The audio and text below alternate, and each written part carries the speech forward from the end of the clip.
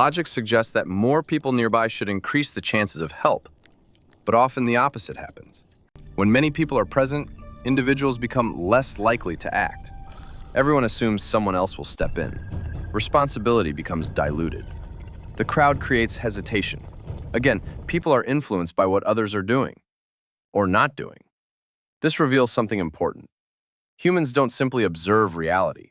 We observe each other. And then we use other people's behavior as information. Sometimes that's useful. Sometimes it's dangerous. Financial bubbles are another example. When people see others getting rich, they often rush to join. Prices rise. Excitement spreads. More people enter. Soon, nobody wants to be left behind. The crowd creates momentum, and momentum creates confidence, until reality finally catches up. Then the crowd runs in the opposite direction. Fear spreads just as quickly as excitement. The same psychology that creates booms often creates crashes. Because humans influence each other constantly. Thoughts spread, ideas spread, emotions spread, even fear spreads. In many ways, societies behave like giant interconnected networks. Every individual affects those around them, and those people affect others. A single idea can travel across the world in hours. A rumor can influence millions. A trend can reshape entire industries.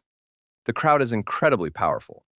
But there is another side to this story, because following the crowd isn't always bad. In fact, it's one of the reasons human civilization exists at all.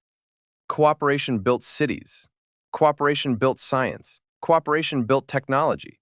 Human progress depends on our ability to learn from one another.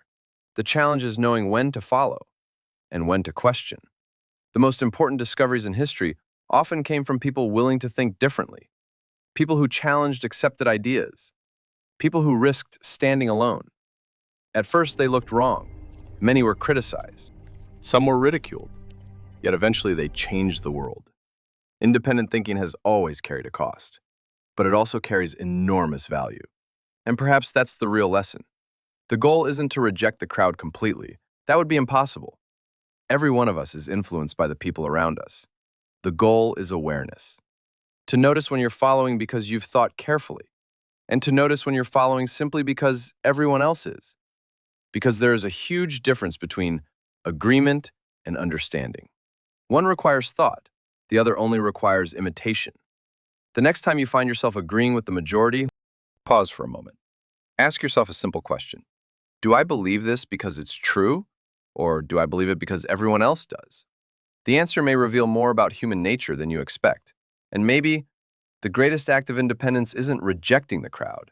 It's having the courage to think for yourself while standing inside it. Logic suggests that more people nearby should increase the chances of help. But often the opposite happens. When many people are present, individuals become less likely to act. Everyone assumes someone else will step in. Responsibility becomes diluted. The crowd creates hesitation. Again, people are influenced by what others are doing or not doing. This reveals something important. Humans don't simply observe reality. We observe each other. And then we use other people's behavior as information. Sometimes that's useful. Sometimes it's dangerous. Financial bubbles are another example. When people see others getting rich, they often rush to join. Prices rise. Excitement spreads. More people enter. Soon, nobody wants to be left behind. The crowd creates momentum, and momentum creates confidence, until reality finally catches up. Then the crowd runs in the opposite direction. Fear spreads just as quickly as excitement. The same psychology that creates booms often creates crashes. Because humans influence each other constantly. Thoughts spread, ideas spread, emotions spread, even fear spreads. In many ways, societies behave like giant interconnected networks. Every individual affects those around them, and those people affect others. A single idea can travel across the world in hours. A rumor can influence millions. A trend can reshape entire industries. The crowd is incredibly powerful. But there is another side to this story, because following the crowd isn't always bad. In fact, it's one of the reasons human civilization exists at all. Cooperation built cities. Cooperation built science. Cooperation built technology. Human progress depends on our ability to learn from one another. The challenge is knowing when to follow and when to question. The most important discoveries in history often came from people willing to think differently, people who challenged accepted ideas, people who risked standing alone. At first, they looked wrong. Many were criticized. Some were ridiculed. Yet eventually they changed the world. Independent thinking has always carried a cost, but it also carries enormous value, and perhaps that's the real lesson. The goal isn't to reject the crowd completely. That would be impossible. Every one of us is influenced by the people around us. The goal is awareness. To notice when you're following because you've thought carefully, and to notice when you're following simply because everyone else is. Because there is a huge difference between agreement and understanding. One requires thought, the other only requires imitation. The next time you find yourself agreeing with the majority, pause for a moment. Ask yourself a simple question. Do I believe this because it's true, or do I believe it because everyone else does? The answer may reveal more about human nature than you expect. And maybe the greatest act of independence isn't rejecting the crowd.